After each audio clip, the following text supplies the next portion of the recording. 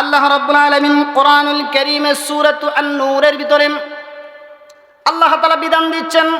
পর্দার প্রথম বিধান যার উপর আল্লাহ নাজিল করেছেন, আল্লাহ রাব্বুল আলামিন বলেন, নবীজি মুহাম্মদ সাল্লাল্লাহু আলাইহি ওয়াসাল্লামকে আল্লাহ তাআলা পর্দার বিধান নাজিল করার ক্ষেত্রে আল্লাহ তাআলা নাজিল করে শোনায় দেন, কুল লিল মুমিনিনা ইয়াগুযু মিন আবসারিহিম ওয়া ইয়াহফাযু ফুরুজাহুম যালিকা আযকা লাকুম ইন্নাল্লাহা খাবীরুম বিমা ইয়াসনাউন। চিৎকার মেরে পড়ো আল্লাহু আকবার। আল্লাহ বলেন, নবী জানায় দেন, কুল, নবী আপনি বলিয়ে দেন, লিল মুমিনিন, মুমিন পুরুষদেরকে রাসূল আপনি জানায় দেন, তারা যেন কি করে, তারা যেন ইয়াগুযু মিন আবসারিহিম, তারা যেন তাদের চক্ষুকে নিচু করে রাখে। কি করে রাখে? আওয়াজ করে বলেন, কি করে রাখে? নিচু করে রাখে। সর্বপ্রথম আল্লাহ বলছেন, হে নবী আপনি পুরুষদেরকে বলেন তারা পর্দা করুক। এবার বলেন, নারীদের সতর আছে, পুরুষদেরকে সতর নাই? এটা আওয়াজ করে বলেন, পুরুষদের সতর নাই? পুরুষদের সতর আছে বলতে কি শুধু সতরেই নয়, বরং পুরুষদের ব্যাপারে আল্লাহ তাআলা আরো করুণভাবে আল্লাহ রাব্বুল আলামিন নবীজি মুহাম্মদ সাল্লাল্লাহু আলাইহি ওয়াসাল্লামকে আল্লাহ তাআলা বলে দিয়েছেন যে পুরুষদের ব্যাপারে আল্লাহ তাআলা আরো বেশি সিদ্ধান্ত নিয়েছেন। এবার আসেন, পুরুষদেরকে আল্লাহ তাআলা সর্বপ্রথম পর্দার বিধান দিয়েছেন। পুরুষের পর্দা কি? পুরুষের সতর কি? এখন পুরুষ কি মহিলাদের মতো মাথা ডাইকা রাখবে, মুখ ডাইকা রাখবে, হাতে পায়ে কি এই যে বড় ধরনের জামা পরবে? তাহলে কাজ করে খাওয়াইবে কে? এই জন্য পুরুষের সতর হচ্ছে নাভির নিচ থেকে হাঁটুর নিচ পর্যন্ত। কতটুক বলেন তো? নাভির নিচ থেকে হাঁটুর নিচ পর্যন্ত, এটু সতর। এবার নবীকে প্রশ্ন করা হয়, ইয়া রাসূলুল্লাহ, এই সতর কি শুধু মহিলারা আমাদেরকে দেখবে না, সেই জন্য কি পুরুষের সতর নাকি? নবীজি স্পষ্ট করে জানায়া দেন, যেই জায়গাটুকু সতর আছে, যেই জায়গাটুকু পর্দার অন্তর্ভুক্ত, একজন পুরুষ আর একজন পুরুষের নাভির নিচ থেকে হাঁটু পর্যন্ত দেখাইতে পারবে না, বরং একজন পুরুষের সামনেও আর একজন পুরুষ এই সতরটুকু আবৃত করে ঢুকে রাখাও, এটাও তার জন্য ওয়াজিব। এটাও এখন আমরা করি কি, শয়তানি করে দেখবেন, বন্ধু একসাথে বসছি, দেখবেন আপনার গোপন অঙ্গ দেখানো শুরু করে দিই। কথা বলেন ঠিক কিনা? শুধু তাই নয়, নারীদের ব্যাপারে রাসূল বলেন, নারীদের সতর কতটুকু? নারীদের সতরের ব্যাপারে কোরআনুল কারীমের দুইটা হুকুম আসছে। একটা হুকুম হলো কিছু অংশ দেখা যাবে এবং কিছু অংশ দেখা যাবে না। কিন্তু বর্তমান পরিস্থিতিতে এই জিনিসটা বুঝাইতে গেলে কোন কোন অংশ দেখতে পারবেন এ নিয়ে বুঝাইতে গেলেই তো বিরাট ঝামেলা শুরু হয়ে যায়। কারণ হলো বর্তমান নারীরা পর্দার অন্তর্ভুক্তরা, আমরা পর্দাটা এমনভাবে বলবো তারা যেন তাদেরকে আবৃত করে রাখে, তারা যেন নিজেকে এমনভাবে ঢুকে, এমনভাবে তাদেরকে যেন ঘুরে রাখে, যেন তাদের চেহারার যে সৌন্দর্য কোনো পুরুষ যেন না দেখতে পায়। আল্লাহ রাসূল সাল্লাল্লাহু আলাইহি ওয়াসাল্লাম বলেন, قال لا ينظر الرجل إلى عورة الرجل, একজন পুরুষ আর একজন পুরুষের সতরের দিকে তাকাবে না। রাসূল করিম সাল্লাল্লাহু আলাইহি ওয়াসাল্লাম বলেন, একজন পুরুষের নাভির নিচ থেকে হাঁটুর নিচ পর্যন্ত একজন পুরুষ আর একজন পুরুষকেও পর্যন্ত দেখাতে নিষেধ আছে না নাই? আওয়াজ করে বলেন, আছে না নাই? একজন পুরুষের নাভির নিচ থেকে হাঁটুর নিচ পর্যন্ত একজন পুরুষ পুরুষকে দেখাইতে পারবে না, কারণ এটা তাদের জন্য আওরাতের অন্তর্ভুক্ত, তারা এটাকে হেফাজত করবে, কারণ এটা তাদের উপর সতর বা পর্দা। তারপরে আসেন, শুধু তাই নয়, রাসূল আকরাম সাল্লাল্লাহু আলাইহি ওয়াসাল্লাম বলেন, শুধু খালি পুরুষের জন্য নয়, আমরা মনে করি কিছু প্রকার পুরুষের সামনে, 14 প্রকার পুরুষের সামনে নারীদের যাওয়া হলো মাহরামাত, মানে তারা তাদেরকে বিবাহ করতে পারবে না, তাদেরকে মাহরামাত বলা হয়।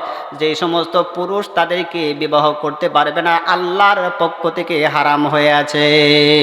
ওই সমস্ত পুরুষগুলার, ওই সমস্ত পুরুষের কাছেও যখন নারী যাবে তখনও কিছু পর্দা আছে। আপনি মনে করেন আপনার বাবা, মেয়েকে বাবা বিবাহ করতে পারবে না। বংশের দিক থেকে আপনি দেখেন, পুরুষের এবং মহিলাদের দিক থেকে তিনটা অংশে আপনি পর্দার হুকুম। 1 নাম্বার বংশগত, বংশগত মহারামাত আছে 7 জন। আবার আপনি বিবাহ বন্ধনের আছে আপনার কতজন, আবার আপনার আছে আপনার এই যে দুধ মা এই অংশে আছে 2 জন। এইভাবে করে কয়েকজন পুরুষের ব্যাপারে বলছেন। 1 নম্বর হলো বাবা। আচ্ছা বলেন, বাবা কি কোনো মেয়েকে বিবাহ করতে পারবে? এটা হারাম করছেন কে? তবে এই বাবার সামনেও কিছু অঙ্গ আছে, এগুলা কুলে যাওয়া যাবে না। আমরা দেখেছি, আমরা তো গ্রামের মানুষ, দেখছি যে বাবার কাছে মেয়ে যখন যা তখন উড়না তো গায়ে দেয় না, যেই বা মনটা টানতেছে এবার যাইতেছে, মনে করতেছে কি আমার তো বাবাই। কিন্তু এইটাই শরীয়ত বহির্ভূত কাম, এটা করা যাবে না। কারণ নারীদের যেই সমস্ত মাহরামাত আছে, যারা বিবাহ করতে পারবে না যে সমস্ত নারীদেরকে, ওই সমস্ত নারীও যখন ওদের কাছে যাবে, যারা বিবাহ করতে পারবে না যে সমস্ত পুরুষ, তাদের কাছে গেলেও বেসিক কয়েকটা অঙ্গ তারা লক্ষ্য রাখবে। 1 নাম্বার বুক, 2 নাম্বার পিঠ, 3 নাম্বার উরু, 4 নাম্বার তাদের যে দেহের অবকাঠামোগুলা, এটাকে তারা সেভ করে রাখবে। যদি বাবার কাছেও যা, সন্তান তার মায়ের কাছেও যা, এবং মায়ের গর্তে জন্ম নেওয়া এই সন্তান যদি তার বাবার সামনে যদি মেয়ে যা, তারপরও এই অঙ্গগুলা ঘুরে রাখার হুকুম করছেন কে? আল্লাহ নবী সাল্লাল্লাহু আলাইহি ওয়াসাল্লাম বলেন, ولا ينظر المرأة إلى عورة المرأة ولا يظهر الرجل إلى الرجل في ثوب الواحد। আল্লাহ নবী মুহাম্মদ সাল্লাল্লাহু আলাইহি ওয়াসাল্লাম বলেন, একজন নারী আরেকজন নারীতেও যেন পর্দা করে, একজন নারী আরেকজন নারীর কাছেও যেন তার ওই অঙ্গগুলা যেন তারা গোপন রাখে। শুধু তাই নয়, আল্লাহ নবী মুহাম্মদ সাল্লাল্লাহু আলাইহি ওয়াসাল্লাম বলেন, আর রাজুলু ইলার রাজুলিন ফি সাওবিল ওয়াহিদ ওয়ালা তুফসিল আমরাত। আল্লাহ রাসূল সাল্লাল্লাহু আলাইহি ওয়াসাল্লাম বলেন, একজন পুরুষ লোক আরেকজন পুরুষ লোকের সাথে একই চাদরের নিচে, একই কম্বলের নিচে, একই কাতার নিচে একসাথে ঘুমাবে না। হুকুম কার? আওয়াজ করে বলেন, হুকুম কার? আমরা কি করি? 2 বন্ধু একসাথে হইলে রাত্রে এমনভাবে ঘুমায়, মনে হয় যেন অনেক কিছু করে ফেলছি, অনেক কিছু। তারা এমনভাবে আমরা ঘুমের মধ্যে যাই। এই জন্য আমাদের উচিত হলো, রাসূল আকরাম সাল্লাল্লাহু আলাইহি ওয়াসাল্লাম বলেন যে পর্দার এমন একটি হুকুম, একজন পুরুষ আরেকজন পুরুষ, 2 জন পুরুষ একসাথে একই কাতার নিচে, একই কম্বলের নিচে ঘুমাবে না। একজন নারী আরেকজন নারীকে নিয়ে একই কম্বলের নিচে, একই কাতার নিচে ঘুমাবে না। কারণ কেন ঘুমাবে না? কারণ এই ঘুমের মধ্যে বলেন সতর কুলার সম্ভাবনা আছে না নাই? আওয়াজ করে বলেন, কুলার সম্ভাবনা আছে না নাই? এই জন্য রাসূল আকরাম সাল্লাল্লাহু আলাইহি ওয়াসাল্লাম আমাদেরকে নিষেধ করেছেন। এবার বলেন তো, আমরা পুরুষের পর্দাটুকু যদি আমরা দেই, তাহলে আমরা কি নারীর কাছ থেকে কি হেফাজত হতে পারবো কি পারবো না? 2 নাম্বার হুকুম হচ্ছে, আল্লাহ রাব্বুল আলামিন বলেন, 2 নম্বরে আল্লাহ রাব্বুল আলামিন মুমিনা নারীদেরকে আল্লাহ তাআলা পর্দার হুকুম করেছেন, তারা যেন পর্দা করে। পর্দাগুলো কিভাবে করবে, কোন কাপড় দিয়ে করবে, কিভাবে তাদের শরীর ঢাকবে এবং কিভাবে তারা চলবে, সমস্ত ডিটেইলস কোরআনুল কারীম বর্ণনা করেছেন। আল্লাহ রাব্বুল আলামিন বলেন, وَنَزَّلْنَا عَلَيْكَ الْكِتَابَ تِبْيَانًا لِكُلِّ شَيْءٍ وَهُدًى وَرَحْمَةً وَبُشْرَى لِلْمُسْلِمِينَ। শুধুমাত্র তোমরা মনে করো না যে আল্লাহ তাআলা পর্দার বিধান দেওয়ার পর তোমাদেরকে সুস্পষ্ট দিক নির্দেশনা দেয় নাই, বরং আল্লাহ দিক নির্দেশনা দিয়েছেন এবং এটাকে পূর্ণাঙ্গভাবে কিভাবে পর্দায় থাকলে তুমি জাহান্নাম থেকে বাঁচবা, কিভাবে পর্দায় থাকলে নারী তুমি হযরতে ফাতেমা রাদিয়াল্লাহু তাআলা আনহার সাথে জান্নাতে যাইবা, এর দিক নির্দেশন নবীজি মুহাম্মদ সাল্লাল্লাহু আলাইহি ওয়াসাল্লাম যিনি শরীয়ত প্রণেতা, আল্লাহ যাকে শরীয়ত প্রণেতা বানাইলেন, নবীজি মুহাম্মদ সাল্লাল্লাহু আলাইহি ওয়াসাল্লাম পর্দা কিভাবে করবেন, কতটুকু করবেন, কিভাবে চলবেন, নারীরা কিভাবে কথা বলবেন, নারীরা কিভাবে হাঁটবেন, নারীদের শরীরটাকে কিভাবে ঢাকবেন, সব কিছু বলেন কোরআন এবং হাদিসের মধ্যে আছে না নাই? আল্লাহ বলেন, তোমরা মনে করো না আমি শুধু বিধান দিয়ে শেষ করি নাই, ওয়ামা ফাররাতনা ফিল কিতাবি মিন শাইইন। আল্লাহ তাআলা বলেন আমার কিতাবের ভিতরে এমন কোনো দিক নির্দেশনা আমি আল্লাহ তাআলা বাদ দেই নাই, যা কিছু বান্দার ইহকালে প্রয়োজন পড়বে, পরকালে যা দরকার পড়বে, সব কিছু আমি আল্লাহ রাব্বুল আলামিন কোরআনুল কারীমের মধ্যে আমি আল্লাহ ভরপুর করে দিয়ে দিলাম। এবার বলেন আমাদের কোরআন এবং হাদিসে এমন কি দিক নাই যে দিক এই কোরআনের মধ্যে নাই? একটু বলেন তো কি নাই? সব আছে। এবার আসেন, মুমিন নারীদেরকে পর্দা যখন দিয়েছেন, পর্দার ব্যাপারে আল্লাহ রাব্বুল আলামিন আরো ক্লিয়ার করে বলছেন যে তোমরা পর্দা যখন দিবে তখন তোমাদের পর্দার বিধান আছে, তোমরা কাপড় দিয়ে পর্দা দিবে। পর্দাগুলো কিভাবে দিবেন?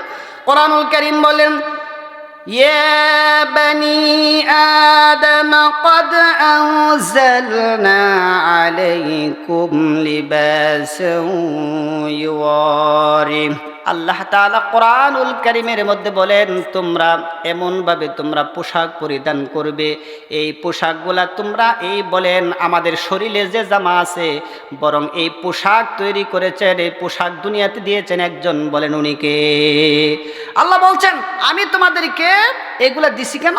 তোমরা পর্দা মেনটেন করবে, তোমাদের কাপড় পরিধান করেছেন এবং তোমরা কাপড় তোমরা দিবে, এই জন্যই তোমাদেরকে আমি এই কাজ করেছি। আমি তোমাদেরকে কাপড় পরিধানের জন্য দিছি। কাপড় কতটুক দিবেন, পুরুষের জন্য কাপড় কতটুক, মহিলাদের জন্য কাপড় কতটুক, এটাও তাফসীরের বর্ণনা আছে, আমি আপনাদেরকে সময় সাপেক্ষে বলবো। তবে আল্লাহ রাব্বুল আলামিন সর্বপ্রথম পুরুষ এবং মহিলা উভয়দেরকে আল্লাহ রাব্বুল আলামিন নজরের কথা বললেন, উভয়দেরকে বললেন তোমরা চক্ষুকে নিচু করো, চক্ষুকে হেফাজত করো, তাহলে তোমাদের পর্দা মেনটেন হবে। চক্ষুর মানে কি? চক্ষুর কারণটা কি? রাসূল আকরাম সাল্লাল্লাহু আলাইহি ওয়াসাল্লাম বলেন আনিন নবী সাল্লাল্লাহু আলাইহি ওয়াসাল্লাম قال المرأة عورة فإذا خرجت ইস্তামশাফাআতুশ শাইতান। রাসূল আকরাম সাল্লাল্লাহু আলাইহি ওয়াসাল্লাম বলেন পর্দা হলো মহিলারা তাদের ঘরের ভিতরে পর্দা থাকার বস্তু।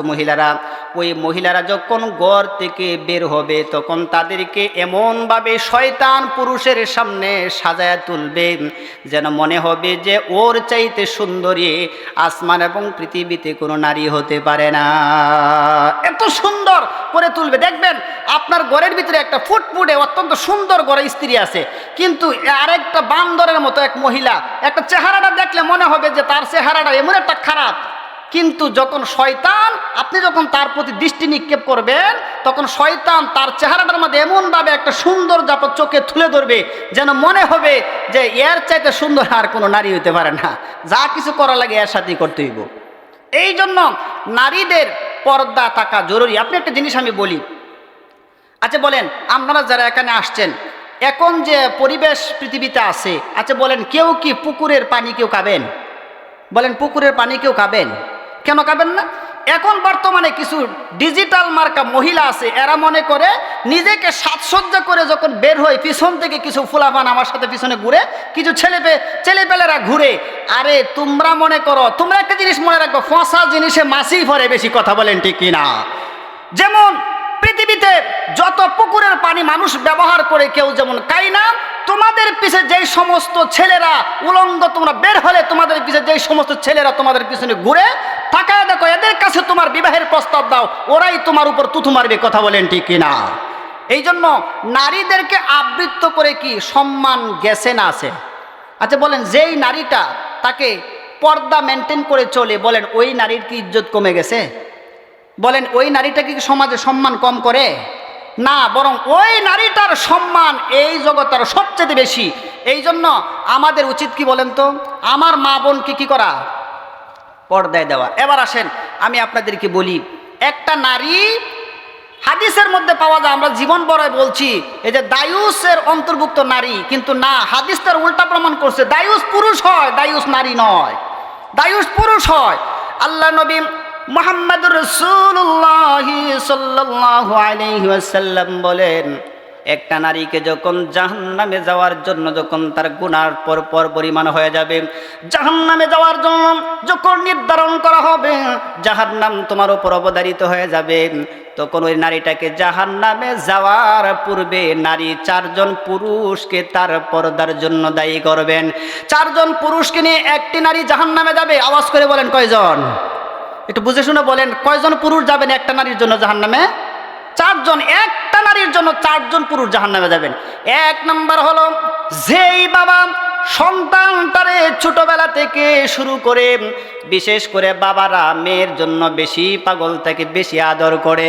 এবার বলেন কিয়ামতের দিন যেই কলিজার টুকরা সন্তান মেয়েটাকে আপনি এত আদর স্নেহ করে সম্মান করে যেই সন্তানটাকে পালছেন, যেই সন্তানটাকে ইজ্জতের সহিত বিয়ে শাদী দিয়েছেন, কিন্তু জামাইও পর্দা দেয় না, আপনার বাড়িতেও পর্দাই ছিল না, ওই নারীটা যখন জাহান্নামের আগুনে যখন যাওয়ার জন্য আল্লাহর পক্ষ থেকে নির্ধারণ করে দেওয়া হবে, তখন ওই নারী বলবে আমি জাহান্নামে এত সহজে যাব না, বরং আমি জাহান্নামে যাওয়ার আগে আমার বাবারে হাজির করো। 2 নম্বর বড় ভাইকে হাজির করো। 3 নম্বর স্বামীকে হাজির করো। 4 নম্বর এই নারীর গর্ভ থেকে যেই বড় সন্তান দুনিয়ায় হয়েছে, যে পুরুষ সন্তান, এই পুরুষ সন্তানকে হাজির করা হবে। এই 4 জন পুরুষকে অপমান অপদস্থ করার পর একটা নারী জাহান্নামে জ্বলবে। এবার বলেন বাবারা ভাইয়েরা, আপনার মেয়ে কোথায় যাচ্ছে, কিভাবে ঘর থেকে বের হচ্ছে? বলেন আপনার হুকুমের বাহিরে কি বের হয়েছে? আপনি যদি আপনার মেয়েকে যদি সঠিকভাবে কন্ট্রোল করতেন, তা আপনার মেয়ে হাফ জামা ভরে ঘর থেকে বের হইতে পারে না। কথা বলেন ঠিক কিনা? আচ্ছা বলেন, এই দেশে কি জামার এত অভাব পড়ছে? এখন যদি যে সমস্ত জামা মহিলারা পরে, মনে হয় যে এমন যুগ চলে আসে, মনে হয় এই পৃথিবীতে কাপড় বলতে আর কিছু নাই। আরে বাবারে, এখন তো মানুষ কাপড় দেখছি, মানুষ যখন মাটি দেয় তখন এই যে মুর্দারে যে কাপড় টানে, এইটাও দেখছি মানুষ আদার সামনে দিয়ে বেশি আনে, আদার পিছন দিয়ে বেশি আনে। আপনারা ওই কাপড় বাড়ায় না এনে দুনিয়াতে কাপড় একটু বাড়ায় ভরেন না, সমস্যাটা কোথায়? আপনারা বলেন, এই আপনার মেয়ের পর্দার প্রথম দায়িত্বকে বলেন, প্রথম দায়িত্বটা কে? আপনি, মানে আপনি বাবা। বরং আপনি যদি আপনার মেয়েকে ছোটবেলা থেকে কন্ট্রোল করতেন, তাহলে আপনার মেয়ে স্বামীর ঘরে গেলে যদি আপনার ঘরে যদি 80% পর্দা দিতে হতে, আর বাকি 20% স্বামীর হাতে, নেককার স্বামীর হাতে যখন তুলে দিতেন, বাকি 20% আপনার ওই স্বামী পুরা করতো। কথা বলেন ঠিক কিনা? কারণ আপনি 100% একটা উলঙ্গ একটা নারী একটা ছেলের কাছে দিছেন, যে ছেলেটা তো জাহান্নামে জ্বলতে আছে, ঘরের এই জ্বালা যন্ত্রণা কাইতে আছে, বরং সমাজে আরো 5টা মহিলারা নষ্ট করতেছে। কথা বলেন ঠিক কিনা? এই জন্য বলেন, 1 নম্বর নারীকে পর্দা দেওয়ার 1 নম্বর দায়িত্ব কার? বাবার। আওয়াজ করে বলেন কার? বাবার। আপনারা কি লজ্জা পাইতেছেন? 1 নম্বর দায়িত্ব হলো বাবার। কারণ হচ্ছে বাবা 1 নম্বর দায়িত্বশীল। কারণ বাবা যদি মেয়েকে নিয়ন্ত্রণ করে, আমার মেয়ে কোথায় যাচ্ছে এটা আমার হুকুম ছাড়া আমার মেয়ে ঘর থেকে বের হতে পারছে না, তাহলে আমার মেয়েটা যখন বের হচ্ছে, তখন আমার মেয়েটা কি আসলে শরীয়ত সম্মত বের হচ্ছে না শরীয়ত বহির্ভূত কাপড় পরে বের হচ্ছে, এটা দেখার দায়িত্ব কার? শুধু তাই নয়, আপনার একটা বিবাহের উপযুক্ত মেয়েটা যখন বের হবে, তাকে একা ছাড়তে আপনাকে বলছে কে? কে বলছে আপনাকে? আল্লাহ বলছে, রসুল বলেছে। তা আপনি ছাড়ছেন তারে কোন কারণে? এটা বলেন, আপনি ছাড়ছেন তারে কোন কারণে? বরং আপনি তাকে ছাড়াটাই তো সঠিক নয়, বরং তার প্রয়োজন আছে, তার হাজত আছে। আপনি যারা বিবাহ করতে পারবেন না, মাহরমাত আছেন, তাদের সাথে একজনকে সাথে করে দেন, ওই মেয়েটাকে সাথে করে নিয়ে যান। বলেন এমন যদি হয়, তাহলে এই জামানা কোনো অবৈধ জারজ সন্তানের জন্ম হবে নাকি? আওয়াজ করে বলেন, হবে নাকি?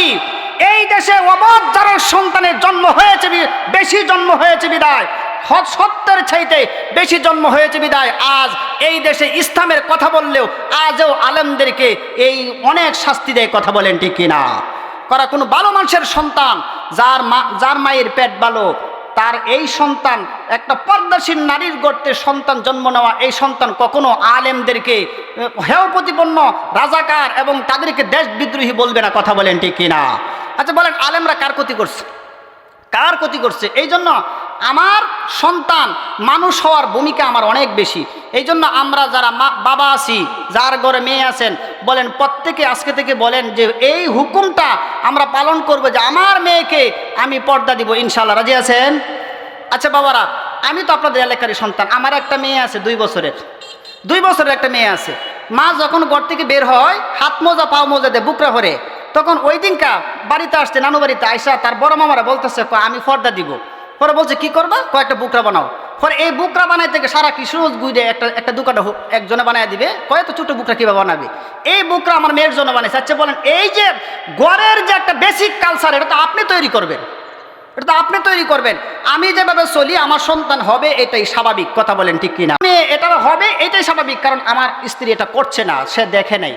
এই জন্য রাসূল করিম সাল্লাল্লাহু আলাইহি ওয়াসাল্লাম বলেন, যখন নারীটা পর্দায় থাকবে তখন ওই নারীটার ইজ্জত সম্মান থাকবে।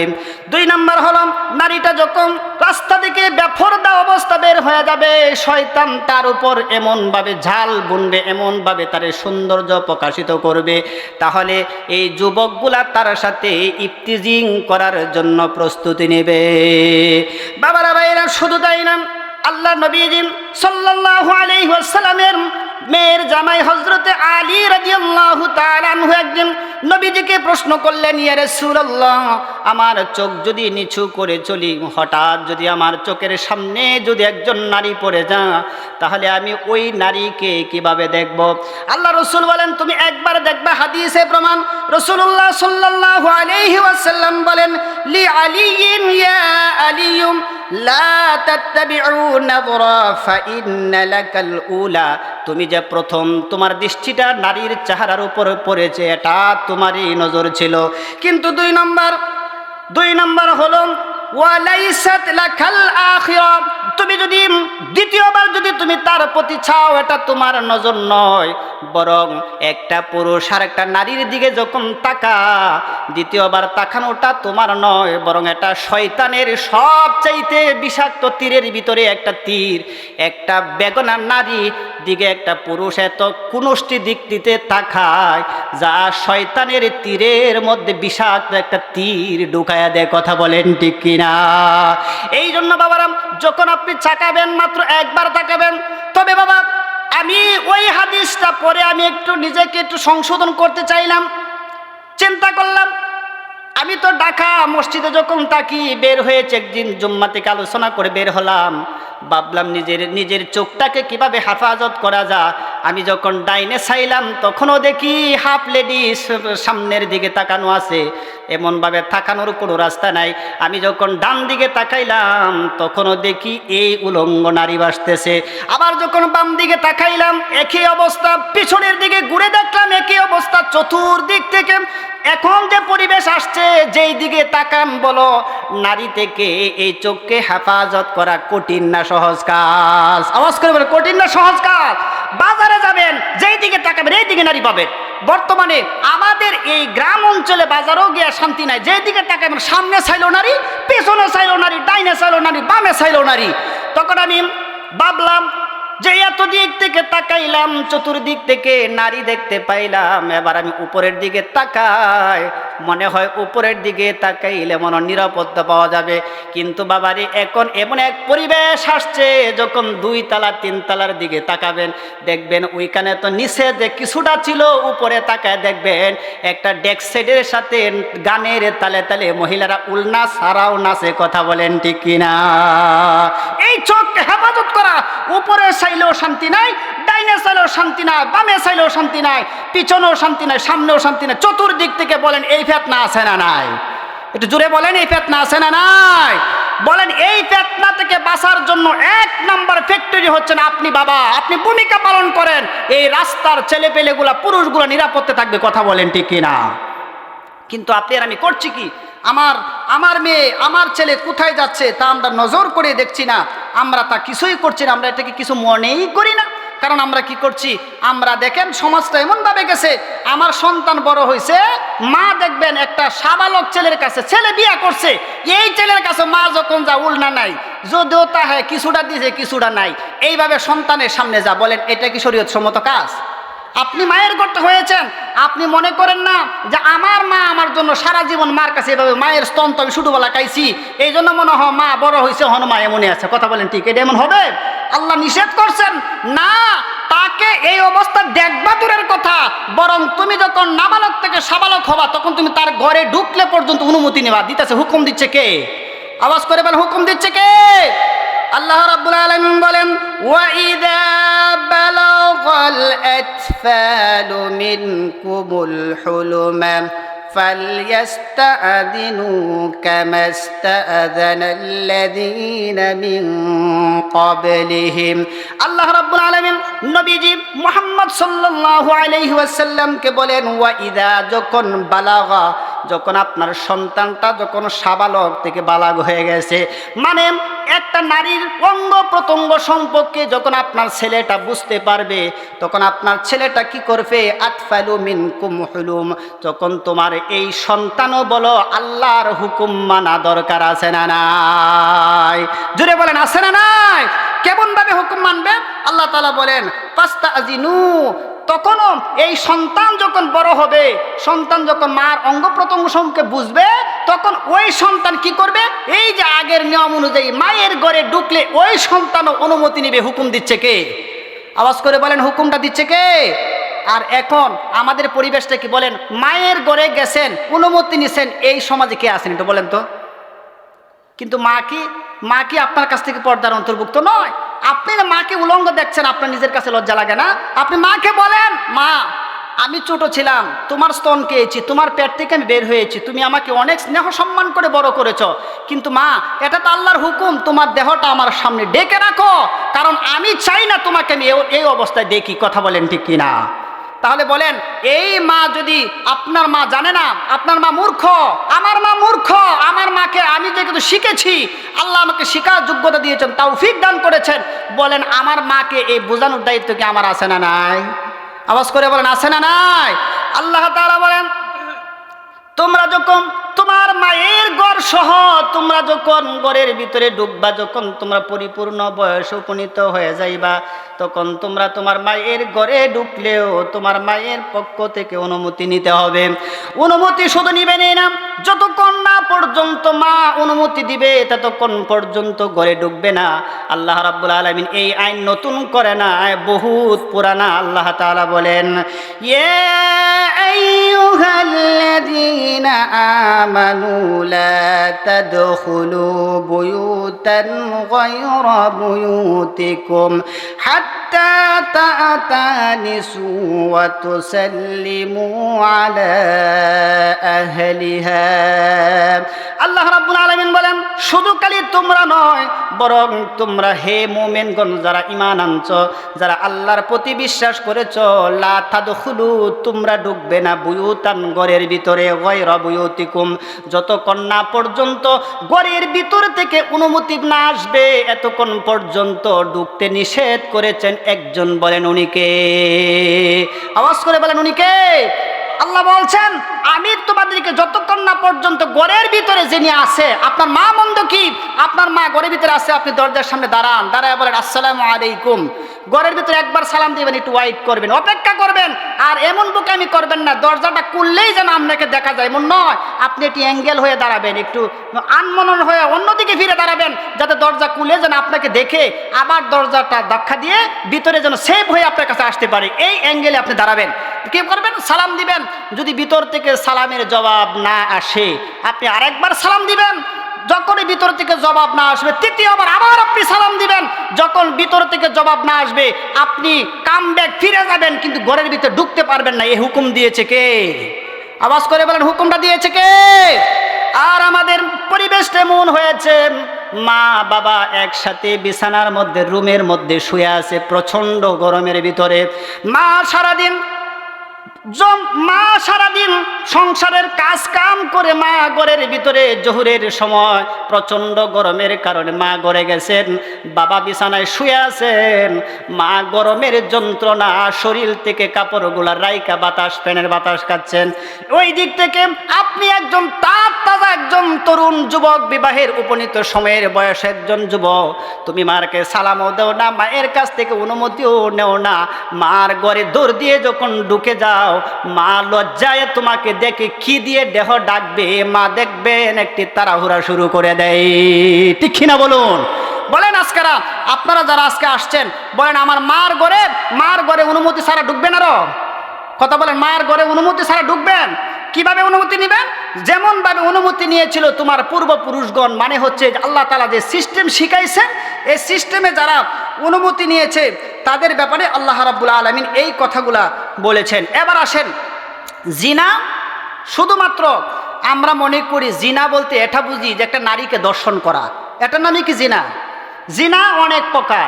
আপনি দেখেন জিনাগুলোর একটি হাদিস আমি আপনাদের সামনে উপস্থাপন করছি, যে হাদিসটার মধ্যে রাসূল আকরাম সাল্লাল্লাহু আলাইহি ওয়াসাল্লাম জিনার ব্যাপারে অনেকগুলো দিক নির্দেশনা দিয়েছেন। এর আগে একটি জিনিস শেখায়, আপনি মনে করেন আপনার স্ত্রীকে নিয়ে যাচ্ছেন, আল্লাহ রাসূল সাল্লাল্লাহু আলাইহি ওয়াসাল্লাম পর্দার বিধানটাকে কি গুরুত্ব দিচ্ছেন। একটা অন্ধ সাহাবী নবীজির দুই স্ত্রীর সামনে যখন ঢুকলেন, নবীজি বললেন তুমি তার কাছ থেকে পর্দা করো। কেন? আল্লাহ নবীজি মুহাম্মদ সাল্লাল্লাহু আলাইহি ওয়াসাল্লাম মাইমুনা রাদিয়াল্লাহু তাআলা আনহার সাথে বসা এবং সাথে আরেকজন আমাদের মা উম্মে সালামা রাদিয়াল্লাহু তাআলা, ওই দুইজন সাথে যখন বসা, এই মুহূর্তে একজন সাহাবী ঢুকে গেলেন, যে সাহাবী সম্পর্কে আল্লাহ রাসূল সাল্লাল্লাহু আলাইহি ওয়াসাল্লাম বলেন ফাদাখালা আলাইহি ওয়া ইযা লাকা বা'লাল উম্মিনা। আল্লাহ নবী মুহাম্মদ সাল্লাল্লাহু আলাইহি ওয়াসাল্লাম বলেন এমন সময় আমার একজন সাহাবী, অন্ধ সাহাবী, যে সাহাবীর নাম ছিলেন আব্দুল্লাহ ইবনে উম্মে মাকতুম রাদিয়াল্লাহু তাআলা আনহু, আমার হুজরা কানার ভিতরে ঢুকে যা। আমার আপনার নবী মুহাম্মদ সাল্লাল্লাহু আলাইহি ওয়াসাল্লাম বলেন উমিরনা বিল হিজাবি ফাকালা ইয়া রাসূলুল্লাহ। আমার নবী দুইজন স্ত্রীকে ডাক দিয়ে বলেন আমার বিবিগণ, তোমরা তার থেকে পর্দা করো, বরং তোমরা পর্দার ভিতরে চলে যাও। এমন সময় নবীজির মেয়ে মাইমুনা রাদিয়াল্লাহু তাআলা আনহা জিজ্ঞাসা করলেন ইয়া রাসূলুল্লাহ, উম্মে মাকতুম তো চোখে দেখে না, তাহলে উনি তো আমাদেরকে দেখছে না, তাহলে গুনাহ হবে নাকি? আমার নবী সঙ্গে সঙ্গে জবাব দিয়ে বললেন মাইমুনা শোনো, আমার সাহাবী উম্মে মাকতুম হয়তোবা তোমাদেরকে দেখতে পারে নাই, কিন্তু বলো তোমরা যে দুইজন আছো ওই দুজন কি উম্মে মাকতুমকে কি তোমরা দেখো নাই? বরং তোমাদের চোখ যেহেতু ভালো, তোমরা যেহেতু চোখে দেখতে পাচ্ছ, তার মানে তোমরা তার থেকে পর্দা করার হুকুম দিয়েছেন একজন। বলেন উনি কে? আওয়াজ করে বলেন উনি কে? তাহলে আমাদের উচিত মা বোনদেরকে বলবো, যার বাবা আছে জীবিত, বড় ভাই আছে এবং আপনার বড় ছেলে আছে, এবং এই সমস্ত পুরুষ যারা আছে যাদের কাছে আপনি যাচ্ছেন আসছেন, তাদের সামনে আপনি যাবেন কিভাবে? শরীরের মধ্যে উলনা দিবেন, বুকের মধ্যে উলনা দিয়ে ডাকবেন, আপনার বাহু ডাকবেন, আপনার উরু ডাকবেন, আপনাকে এমনভাবে আবৃত্ত করে যাবেন যাতে আপনার অঙ্গ প্রত্যঙ্গ, আপনার ভাই, আপনার বোন এবং আপনার বাবা যেন আপনার এই অঙ্গ প্রত্যঙ্গ সম্পর্কে আন্দাজ না করতে পারে। কথা বলেন ঠিক কিনা? এই মা বোনদেরকে আমি বলছি, মা বোনরা ভাইয়ের সামনে গেলেও সুন্দর করে ফেস করে যাবা, খুব ট্যালেন্ট করে এবং সতর্কতাভাবে, ভেরি ইন্টারনাল অ্যাফেয়ার্স, খুব গুরুত্বপূর্ণ কথা। আপনার এই দেহটাকে মা বাপ এবং ভাই বোনদের সাথে গেলেও তোমরা এমনভাবে যাবা। আরেকটা সমাজে বড় একটা রোগ আছে, মনে করেন আমার ছেলে, আমার স্ত্রীর গর্ভে থেকে যে মেয়ে হয়েছে, এই মেয়েরে আমাদের সমাজে কি বলে? দাদা বলে, নানা বলে, তুই আরেকটু বড়, তোর বিয়ে করাম, তোর এই করাম সেই করাম। এই যে টাট্টা বিরোধ করে, রাসূল বলছেন ওই মহিলাকে তোমাকে বিবাহ করা হারাম ঘোষণা করেছেন একজন। উনি কে? আওয়াজ করে বলেন উনি কে? তাহলে এটা একটা কবিরা গুনার অন্তর্ভুক্ত। কেউ যদি নাতিকে নিয়ে টাট্টা বিরোধ করে, রাসূল বলেন সে একটা কবিরা গুনার অন্তর্ভুক্ত করলো, সে একজন কবিরা গুনাহ করছে। কারণ নাতিকে তো তুমি কোনোদিন বিবাহ করতে পারবে না, কারণ সে তোমার জন্য বিবাহের চিরতরে বন্ধন হারাম করে দিয়েছেন একজন। উনি কে? আওয়াজ করে বলেন উনি কে? তাহলে বলেন মেয়ের ঘরের নাতি, ছেলের ঘরের নাতিকে এই সমস্ত তামাশামূলক কথাকে ওরা বলবেন? আওয়াজ করে বলেন এই কথাগুলো আরো বলা যাবে? বরং না, আপনি এই কথাগুলো বলতে পারেন না, কারণ আপনার জন্য তো ওই কাজটা আল্লাহ তাআলা হারাম করেছেন, আপনি তো এই কাজটা করতেই পারেন না। এই জন্য আমরা ছেলের নাতি, মেয়ের নাতনিকে আমরা এত তামাশা বাড়াবো না, বরং ওরা আমাদের জন্য হারাম, চিরতরে হারাম, বিবাহ কখনো করতে পারবে না, কখনোই না, কখনো আপনাদের জন্য একটা হালাল আল্লাহ করে দেয় নাই, চিরতরে আল্লাহ হারাম করেছেন। কথা বলেন ঠিক কিনা? তাহলে আমাদের উচিত আমরা তাদের সাথে এই কেলতামশা জড়িত না হওয়া। এবার আসেন, আমরা জিনা কত প্রকার। জিনা শুধু খালি একজন নারীকে দর্শন করার নামেই জিনা নয়, বরং জিনার কিছু গুণ আছে, এ থেকে আল্লাহ তাআলা বারণ করছেন এই কাজগুলা করবেও না। আল্লাহ তাআলা কুরআনুল কারীম আল্লাহ তাআলা বলেন ওয়ালা তাকরাবুজ জিনা ইন্নাহু কানা ফাহিশাতাও ওয়া সাআ সাবিলা। আল্লাহ বলেন বান্দারা তোমরা গুনাহ করবে দূরের কথা, গুনাহ এমন এক জিনিসের নাম, জিনা এমন এক জিনিসের নাম। তোমরা কি জানো জিনা করলে এমন এক শাস্তি আল্লাহ তাআলা কোরআনে আইন জারি করেছেন? জিনার শাস্তি এত ভয়াবহ শাস্তি, আপনি যদি নামাজ না পড়েন আপনাকে মারার জন্য আল্লাহ হুকুম করে নাই। আপনি যদি রোজা না করেন এই জন্য আপনাকে মেরে দিতে হবে, এই হুকুম আল্লাহ করে নাই। বরং বান্দা তোমরা যখন জিনা করবা, জিনার হুকুম আল্লাহ তাআলা এত নরমাল করে নাই। জিনার হুকুমকে আল্লাহ তাআলা বড় শক্তিশালী বানায়া আল্লাহ পাঠায়া দিয়েছেন। জিনা হলো, যদি বিবাহিত পুরুষ বিবাহিত নারী যদি জিনা করে, কান খুলে শুনে নেন, যদি কোনো বিবাহিত পুরুষ এবং বিবাহিত নারী যদি জিনা করে, তাহলে এই জিনাকুর আল্লাহর জমিনে এই জিনাকুর তাকার কোনো অপশন আল্লাহ রেখে দেয় নাই। মেরে ফেলতে হবে, তাকে হত্যা করতে হবে।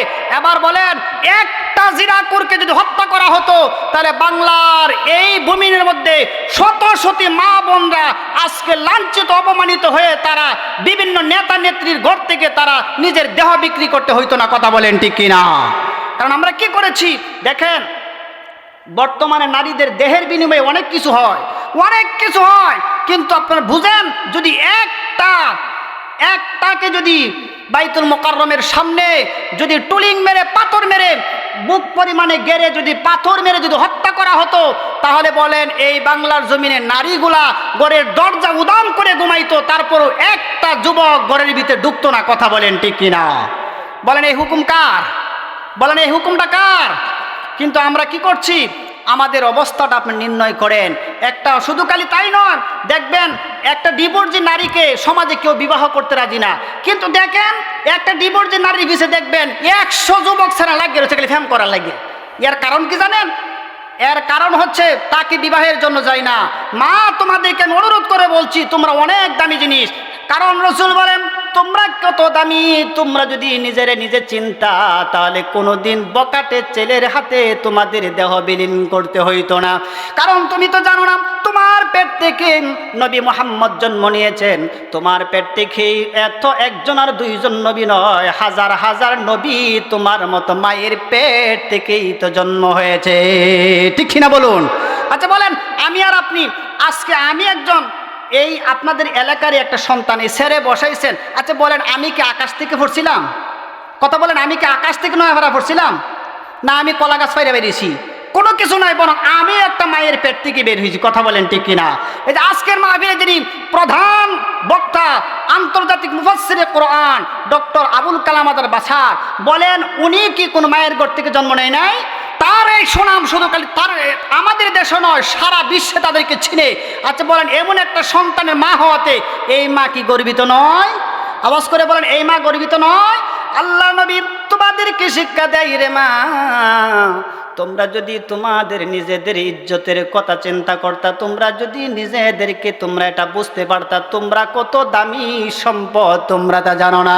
শুধু তাই নয়, রাসূল আকরাম সাল্লাল্লাহু আলাইহি ওয়াসাল্লাম বলেন, একটা পুরুষের পায়ের নিচে শুধু স্যান্ডেল ছাড়ার কিছু নয়, আর একটা নারীর জাতির মায়ের পায়ের নিচে আমার আল্লাহ তাআলা জান্নাত দিয়ে দেবেন। এবার আপনারা আওয়াজ করে বলেন, বরং মায়ের সম্মান দিয়েছেন একজন, বলেন উনি কে? আর বর্তমান সমাজে কিছু নাস্তিক মার্কা মুদ্দাত মার্কা কিছু বেয়াদব কিছু নেতা আছেন, তারা বলে নবীজি মেয়েদেরকে ইজ্জত দেয় নাই, বরং আমার নবী ইজ্জত দিয়েছে না, বরং নবী এই নারীদের ইজ্জত দিয়েছেন একজন আল্লাহ এবং তার রাসূল ছাড়া পৃথিবীর কেউ দিতে পারে না। ঠিক না বলুন? শুধু তাই নয়, নবীজি কেমন ইজ্জত দিয়েছে আপনি কল্পনা করতে পারেন?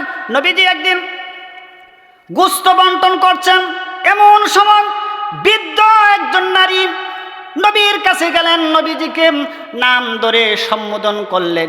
নবীজি তার গলার আওয়াজ শোনার সঙ্গে সঙ্গে নবীজির গা থেকে চাদরটা মাটির মধ্যে বিছায়া দেন।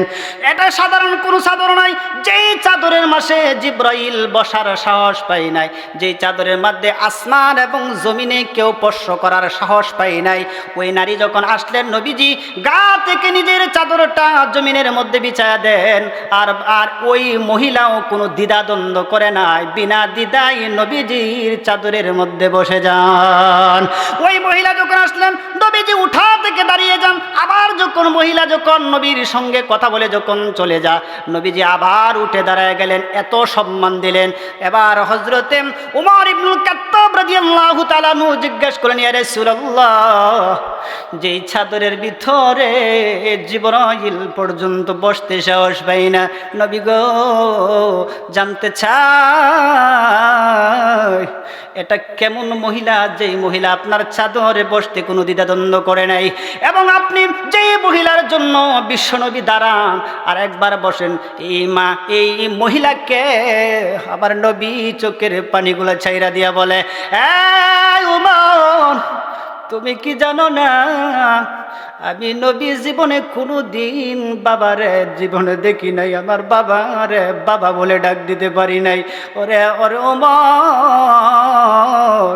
আমার মা যদিও 6 বছর জীবিত ছিলেন, কিন্তু মায়ের দুধ আমার জীবনে বেশি দিন কিসমতে দাপন হয় নাই।